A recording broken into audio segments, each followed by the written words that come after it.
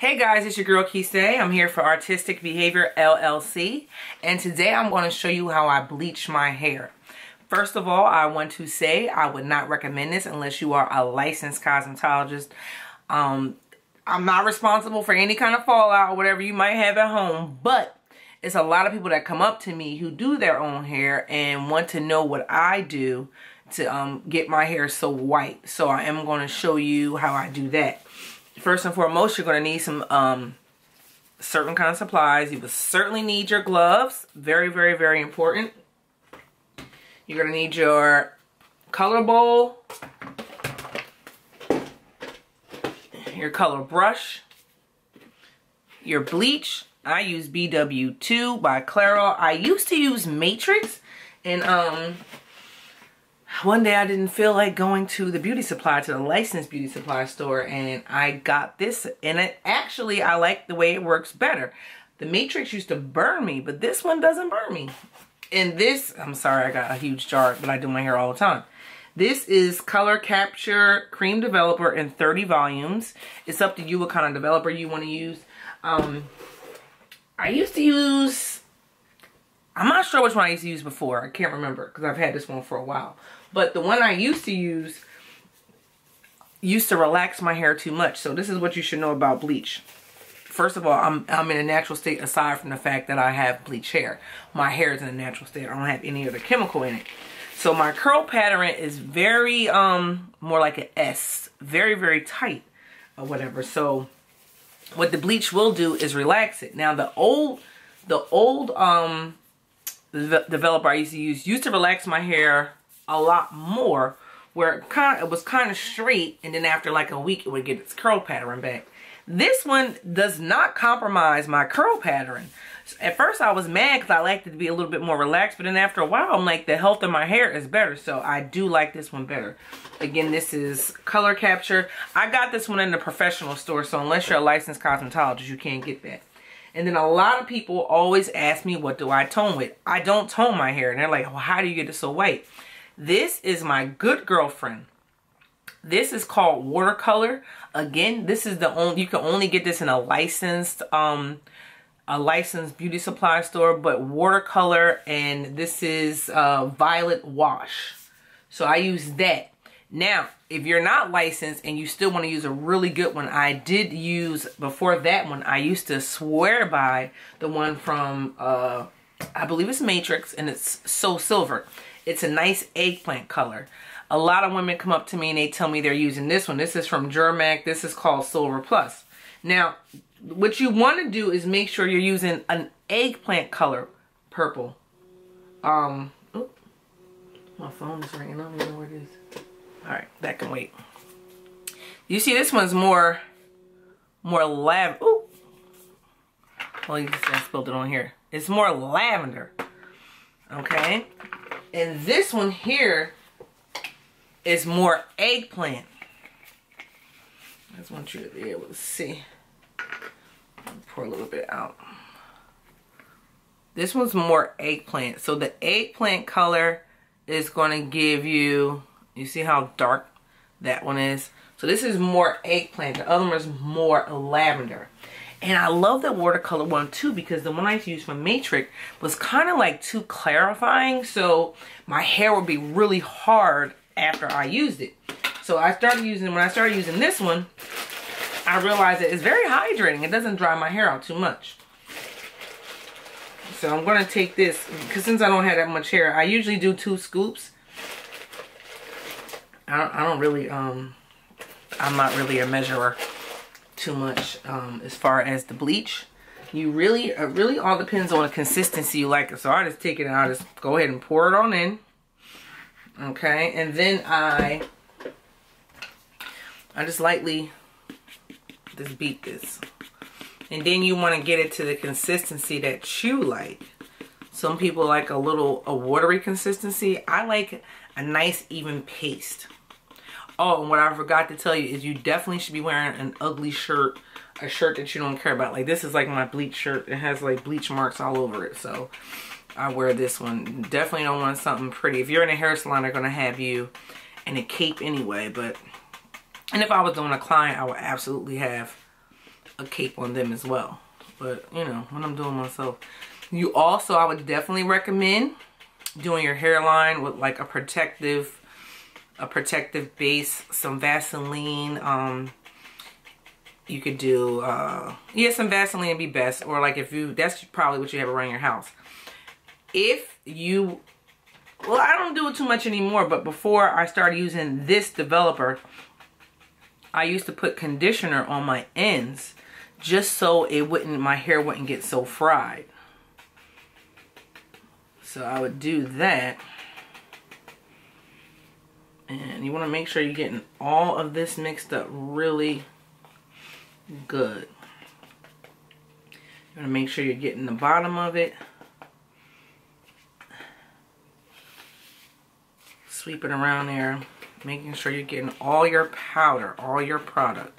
I used to bleach my eyebrows. However, now that I use so much acid on my face, and if you watch my tutorials and my videos, you know that I love glycolic acid. I love acid skincare. So, one time I did, the last time, I started using way more acid on my face, way more glycolic acid, and the one time I tried to bleach my bleach my eyebrows, honey, I had a full face of blisters. So that didn't go over too well. So, I usually start from the back, but for purposes of the video, I'm going to start from the side. The key to getting your hair nice and white is, first of all, you don't want to wait too long for your roots to kick in. Alright? I like to do my roots, and again, this is definitely up to you. I do my whole hairline first.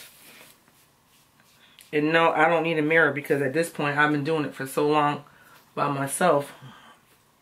I can just pretty much, I'm using a mirror here on the sides a little bit, but I pretty much get the back down pat. And I take a mirror after the fact and just make sure I didn't, as Miss Molly would say, holidays. Miss Molly used to call it holidays because, you know, on a calendar, like on a school calendar, your holidays are blacked out. So I would make sure I don't have any little black marks in the back. Holidays. So you make sure you don't have any holidays. Alright. So, the key is super small parts. I learned this from Margaret at JCPenney. Super small parts. Like super. I don't even really part this too much anymore. I just take it and just go a little by little and just paint. I paint the root and I paint here too. Now, yeah, you're probably like, you're compromising the health of your hair. Honey, let me tell you something. Your hair, my hair is already fried. It's already over for this. It's already fried and dyed. So, you know, the compromise of the health, that really went out the window. Now, if you have long hair, I definitely don't recommend this because the longer your hair is, the more damaged it is. And if you don't know how to keep the health of your hair right, it's going to not look nice. So I'm just taking this and I don't know if you guys can see that. I'm just taking it and I'm just brushing this down. Now I do my roots. It depends. And it really depends on how I feel. Now it depends, and it also depends on how short my hair is. So if my hair is like, if I have it in like where I can just brush it in that brush state, I do it definitely like once a week. Because when it's that short, I can't stand to see any root. But when it's this, when it starts to get a little longer like this, I actually don't mind to see the root. So I let it go. I'll probably do it like once every 2 weeks. Or once every 3 weeks. And no, yeah, once every 2 weeks. Once it starts to grow out. Because once it starts to grow out, you can't really see the root. But it starts to look dingy. Like you can see how it looks here. It starts, when you start it here, put it against here. I don't know, maybe it's just my OCD. But to me, it starts to look dingy. So I like to do it every every 2 weeks. So you just do this. And I'm not going to sit here and do this whole thing on this video because this is pretty boring. But this is what I do throughout my hair. And if you got short hair, it doesn't take you long at all. Like, this would take me no time. Whereas when I used to have long.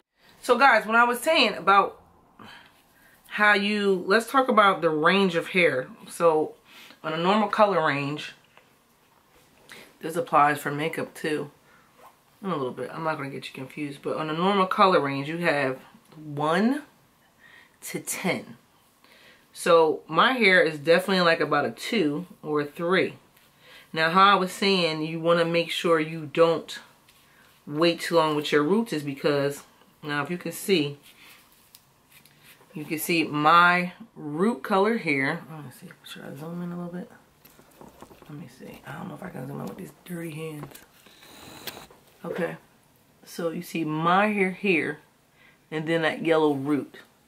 So what you want to do is sorry guys. What you want to make sure you do is you don't want your hair to get so long where I'm trying to think of an easy way to explain it. The more you do your root, the more you do your root, the less new growth you have. So that means the less yellow shows up. So if I waited a month to do my hair, I'm gonna have about a ½ inch of black hair, which means when I put this bleach on it, it's only gonna lift 3 levels. Okay, it's gonna lift 3 levels. So, which means it's gonna give you that yellow goldy hair, which is what you see here. So if you do it more often, you have less root, which means you have less yellow,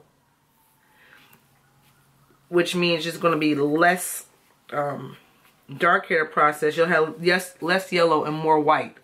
And you see each time I do it now, those old roots that were yellow, they now become white. Alright. I hope I made that easy. I speak my own language, I swear I do. So you just want to slice that hair. And the shrinkage is real. Like, my hair is not, my hair is short, but you know, nice thin lines. I have hairstylists that reach out to me who can't get hair this white. It's all about the patience. It's all about the patience. You know? And it was definitely trial and error. I had a good team. I had a good team of women that taught me this when I was working at JCPenney salon. I walked around with yellow hair for a minute, and then when I got in Margaret's chair, it was like Margaret had been scheming on my hair for a minute. And she said, I forgot where Margaret's from. She said, I color your hair.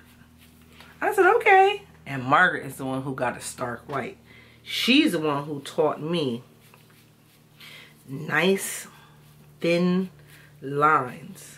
And she's also the one who taught me to just tone my roots. But I don't even bother with toning my hair anymore. Like I said, because, you know, I do it so often. And that purple shampoo is my toner.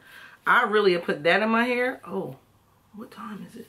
I'll really put that in my hair and let that tone my hair. Like, I'll put that in my hair when I'm in the shower. And just like, I'll put it in my hair when I first get in the shower. I'll bathe. And then I'll take it out. And sometimes I forget to take it out. And I get to work and the girls will be like, oh, your hair is purple. And I'll be like, oh God, I forgot to rinse it out. I'll be looking like the little old ladies in church. Even the little old ladies in church are like, how do you get your hair so white? I teach them, look at all that new growth. You see all that yellow? See all that yellow? See that? I can't stand the yellow. When you want to make sure you're just hitting your roots. I mean, it's inevitable. You're going to hit the old hair, but try and stay on your new growth as much as you possibly can. Guys, please subscribe to the channel. I'm always uploading videos. I'll be doing a lot more uploading. And I'll be doing a lot more uploading of videos.